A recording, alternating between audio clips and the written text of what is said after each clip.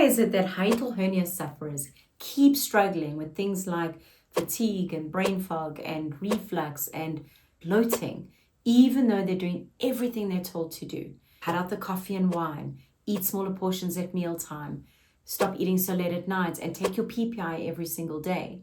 Meanwhile, the clients that I've been working with, they eat what they want and they haven't had reflux in months. Well, it's because they ignore the one thing that most doctors are not even talking about. Your stomach acid is too low, it is not too high.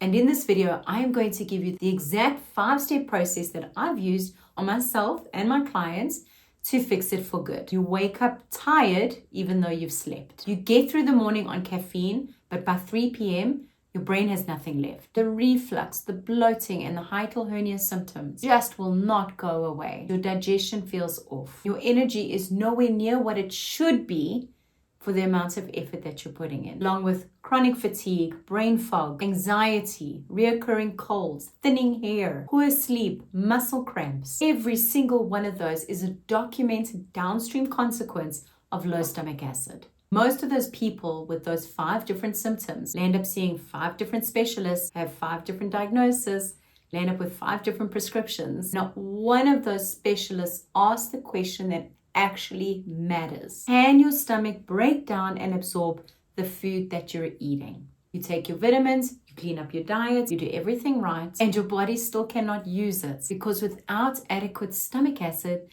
nothing absorbs properly.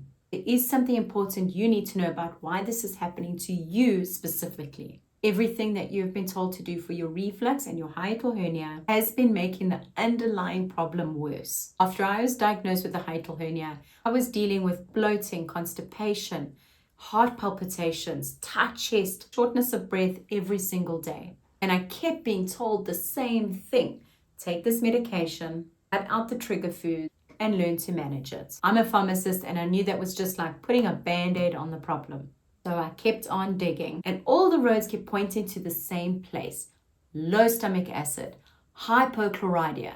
That is the clinical term for when the stomach stops producing acid so that it can do its job properly. When I finally confirmed it, I built a system and I called it the acid restoration method. I started applying it consistently and within a few weeks, less heartburn, less bloating, and that was the moment that I knew that things were going to change for me. And I'm happy to say they absolutely did. Now here is what that method actually looks like. These are the 5 R's in the acid restoration method. First R is regulate, and this is the one that people skip almost entirely. And it's the biggest reason why they don't heal. Digestion is a parasympathetic function. Your body can only digest when it feels safe. When you are carrying a full plate, not just on the table, but in your head, your inbox, your calendar. Your nervous system is constantly running on high alert. And stomach acid production completely shuts down. So with step 1, regulate, we work on sleep quality, daily movements, grounding practices, and emotional processing. The second R is for retrain, retraining your digestion. Keeping in mind that digestion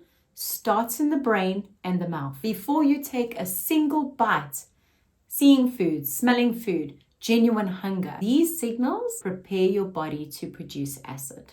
So what we need to do in this step is take a short 15-minute walk before you start eating. Eat mindfully. Pay attention to what you're doing. Eat slowly. Chew your food properly. Eat protein first. And avoid drinking large amounts of water while you're eating your food because it dilutes the acid you already have. And intermittent fasting because it gives your digestion a break that it needs to reset. And most people eat at their desk between calls while they're rushing, not even tasting it. And that's not how you're supposed to eat a meal. That's asking your body to digest under duress, and it cannot do that. The third R is remove. Remove acid-lowering triggers. Alcohol, coffee, ultra-processed food, PPI medication, as well as addressing infections like H. pylori, SIBO. Every single one of these lowers your stomach acid. You have to understand what's working against you before you start rebuilding your gut.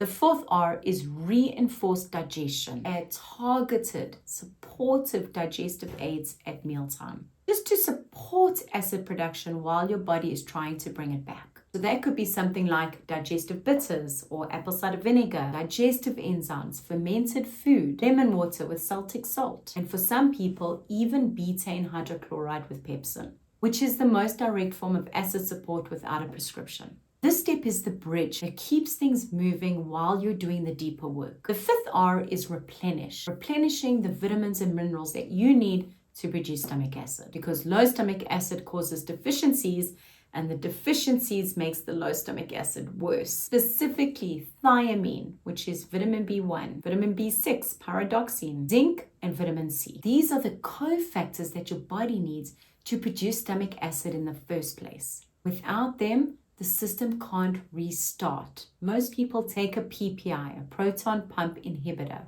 a prescription drug to help you with your reflux and hiatal hernia symptoms. They were designed for short-term use, for you to use over a period where you're having a lot of reflux for 2 to 4 weeks. And yet they've been handed out to people for years. And I knew that a PPI was not going to fix me. I've been dispensing these drugs for years, and I knew that suppressing stomach acid further when you already don't have enough was just putting a band-aid on a wound and causing bigger problems. And here's what makes this even more striking.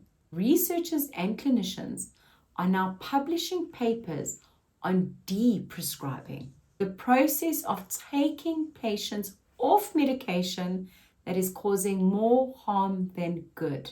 PPIs are on that list. The medical system is finally catching up with what the data has been saying for years. I have a client, Jenny. She was on 2 PPIs. She was exhausted. She was anemic. She couldn't sleep. She told me that she didn't think she would make it to the end of the year. In our time together, we weaned her off the PPI, managing the rebound acid carefully, and then applied the acid restoration method. 6 months later, she looks 10 years younger. Inflammation markers are right down, no reflux, she's sleeping, she's exercising, and it's absolutely changed her life. Now let me be fair, because some of you are thinking PPIs can't actually be that bad. They work for a lot of people, and that is true. For acute, short-term use like a bleeding ulcer, gastritis, severe esophagitis, but that is not what I'm talking about. What I'm talking about is the open-ended prescription that's given to someone whose reflux and hiatal hernia symptoms were never properly investigated. That is a very different problem.